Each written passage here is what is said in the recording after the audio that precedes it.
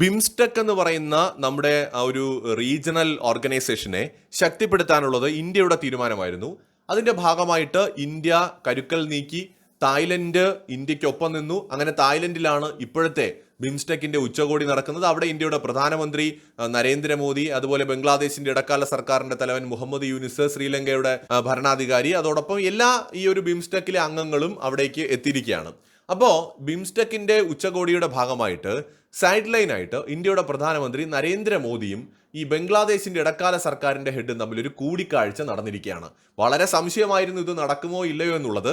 ഇപ്പോൾ ഇത് നടക്കാനുണ്ടായ സാഹചര്യം ബംഗ്ലാദേശ് ഔദ്യോഗികമായ ഒരു വിശദീകരണം തന്നു. എന്ന് വെച്ചാൽ നമ്മുടെ മുഹമ്മദ് യൂനിസ് ചൈനയിൽ പോയ സമയത്ത് അവിടെ വെച്ച് പറഞ്ഞല്ലോ, അതായത് ഈ ഇന്ത്യയുടെ 7 സിസ്റ്റേഴ്സ് ഉൾപ്പെടെ ലാൻഡ് ലോക്ക്ഡ് ആണ്, അതുകൊണ്ട് ആ റീജിയണിൽ ഞങ്ങളാണ് ഗാർഡിയൻ എന്ന് പറഞ്ഞിട്ട് ഒരു സ്റ്റേറ്റ്മെന്റ് പറഞ്ഞു. അപ്പൊ ഇത് ഇന്ത്യയിൽ ഭയങ്കരമായിട്ട് വിവാദം ഉണ്ടാക്കി. അങ്ങനെ ലാൻഡ് ലോക്ക്ഡ് എന്ന് പറയുന്ന ഒരു വേർഡ് ഉപയോഗിക്കേണ്ട കാര്യമില്ല. പ്രത്യേകിച്ച് ചൈനയിൽ നിന്നത് പറയുമ്പോൾ 7 സിസ്റ്റേഴ്സിൽ അരുണാചൽ പ്രദേശ് ഉൾപ്പെടെ ചൈനയ്ക്ക് നോട്ടമുള്ളപ്പോൾ അത് വേറൊരു രീതിയിൽ അതിനൊരു അർത്ഥം കൂടിയുണ്ട്.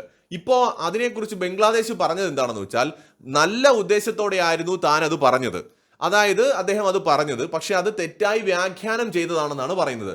ഞങ്ങൾ ഒരിക്കലും ഇന്ത്യ അവിടെ മോശമായ രീതിയിലല്ല ഉദ്ദേശിച്ചതെന്നാണ് അദ്ദേഹം പറയുന്നത്. അതായത് ഇന്ത്യക്കോ അല്ലെങ്കിൽ വേറൊരു രാജ്യത്തിനോ ആ ഒരു ഭാഗത്ത് അതിർത്തിയില്ല. അപ്പൊ അതുകൊണ്ട് തന്നെ ബംഗാൾ ഉൾക്കടലിന്റെ ആ റീജിയണിന്റെ ഒരു ഗാർഡിയൻ ഞങ്ങളാണ്. എന്ന് വെച്ചാൽ ഞങ്ങൾക്ക് മാത്രമാണ് അവിടെ സമുദ്ര അതിർത്തി ഉള്ളത്. ഇന്ത്യയുടെ 7 സിസ്റ്റേഴ്സ് അവിടെ അതിർത്തി ഇല്ലാത്തത് കൊണ്ട് ചൈനയ്ക്ക് ഞങ്ങളുടെ രാജ്യത്ത് വന്ന് ഇൻവെസ്റ്റ്മെന്റ് നടത്താം എന്നായിരുന്നു യൂനിസ് പറഞ്ഞത്. പക്ഷെ അതിൽ സ്റ്റിൽ ദ്വയാർത്ഥമുണ്ട്.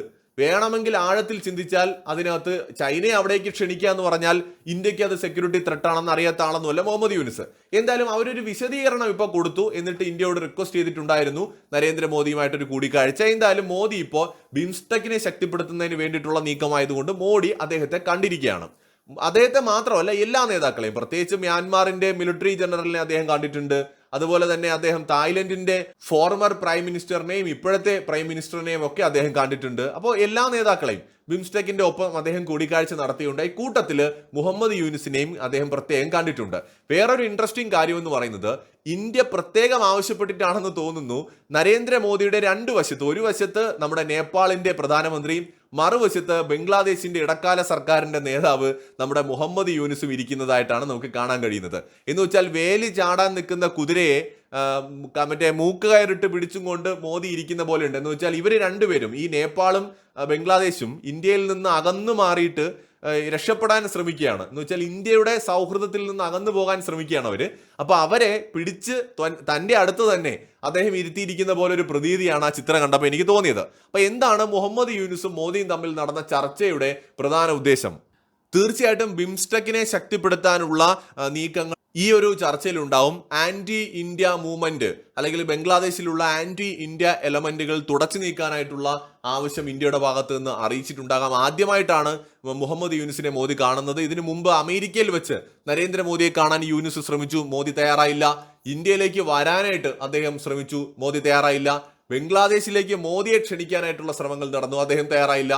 ഇപ്പോ നരേന്ദ്രമോദി സമ്മതിച്ചിരിക്കുകയാണ് യൂനിസിനെ കാണാനായിട്ട്. അപ്പൊ അതുകൊണ്ട് തന്നെ ഇന്ത്യ വളരെ സീരിയസ് ആയിട്ട് തന്നെ ബംഗ്ലാദേശുമായിട്ട് ചർച്ച നടത്താൻ സാധ്യതയുണ്ട്. പ്രത്യേകിച്ച് ചൈനയെ കൊണ്ടുവരാനുള്ള ശ്രമം, തീവ്രവാദത്തെ ശക്തിപ്പെടുത്താനുള്ള ശ്രമം, പാകിസ്ഥാനുമായിട്ട് അടുക്കാനുള്ള ശ്രമം, ഇതിനെല്ലാം ഇന്ത്യ ബംഗ്ലാദേശിന് മോദി തന്നെ നേരിട്ട് കൃത്യമായ വാണിംഗ് ബംഗ്ലാദേശിന് കൊടുക്കാനുള്ള എല്ലാ സാധ്യതയും കാണുന്നുണ്ട്. ഇതുപോലെ ഇത്രയും നാൾ നടന്ന പോലെയല്ല.